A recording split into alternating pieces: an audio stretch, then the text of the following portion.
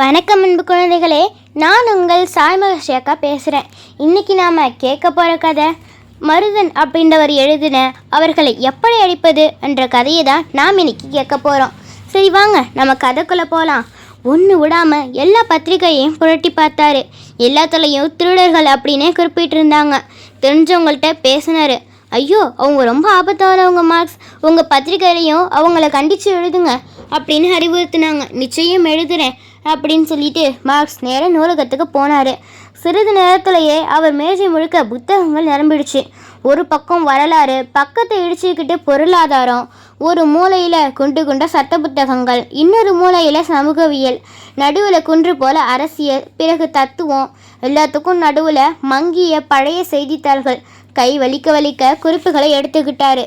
மறுநாள் மார்க்ஸோட கட்டுரை செய்தித்தாளில் வெளிவந்தது. அவ்வளோதான், ஒரு வழக்கறிஞர் அலுவலகத்துக்கு நேரடியாக வந்து கத்த ஆரம்பிச்சிட்டாரு. மார்க்ஸ், இதுவே உங்களுக்கு நியாயமாக இருக்கா? ஒரு பெரிய பத்திரிகையோட ஆசிரியராக இருந்துக்கிட்டு திருடர்களுக்கு ஆதரவாக இப்படி எழுதலாமா? படித்த வழக்கறிஞராக இருக்கிற நீங்கள் திருடர்கள் என்று அவங்கள அழைக்கலாமா? பிறகு வேறு எப்படி அழைக்கிறதா? இன்னொருவருக்கு சொந்தமான மரத்துலேருந்து விறகுகளை திருடி இருக்காங்க, இது திருட்டு தானே? மார்க்ஸ் மறுத்தார். நிதானமாக யோசிச்சு பாருங்க. அவங்க யார்? காலங்காலமாக காட்டை நம்பி வாழ்ந்து வரும் ஏழைங்க. அடுப்பு அடிக்கிறதுக்கும் குளிர் காயறதுக்கும் விறகுகளை சேகரிக்கிறாங்க.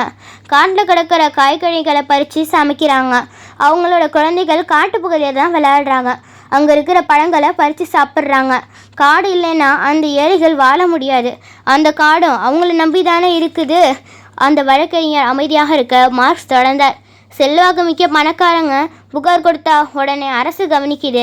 அரசு சொல்கிறத காவல்துறை கேட்குது. நீதிமன்றம் என்ன செய்யுது? யார் பக்கம் நீதி இருக்குதோ, யார் பக்கம் அநியாயம் அப்படின்னு பார்க்குதா? இல்லை, சட்ட புத்தகத்தை பிரித்து வச்சுக்கிட்டு அதில் என்ன இருக்குதோ அதை அப்படியே தீர்ப்பு அளிக்குது. இவங்க எல்லாம் என்ன சொல்கிறாங்களோ அதை மட்டும் பத்திரிகைகள் வெளியிடுது. என் நிலத்துலேருந்து திருடிட்டாங்க அப்படின்னு ஒருவர் புகார் கொடுத்தா உடனே அரசு திருடர்கள் அப்படின்னு சொல்லுது. நீதிமன்றங்களும் காவலாளிகளும் திருடர்கள் அப்படின்னு சொல்கிறாங்க. பத்திரிகைகளும் திருடர்கள் என்றே அழைக்கிறாங்க. ஆனால் என்னை பொறுத்தவரை அவங்க அப்பாவிங்க, அவங்க ஏழைங்க, அவங்க காட்டோட உண்மையான உரிமையாளர்கள். மார்க்ஸ் நெருங்கி சென்று அவர் தோள் மீது கை போட்டு சொன்னார். நாளையே இவர்கள் காற்றை விலை பேசி வாங்கிவிடலாம், தண்ணீரை வாங்கிவிடலாம், சாலையை கூட என்னுடையது என்று சொல்லலாம்.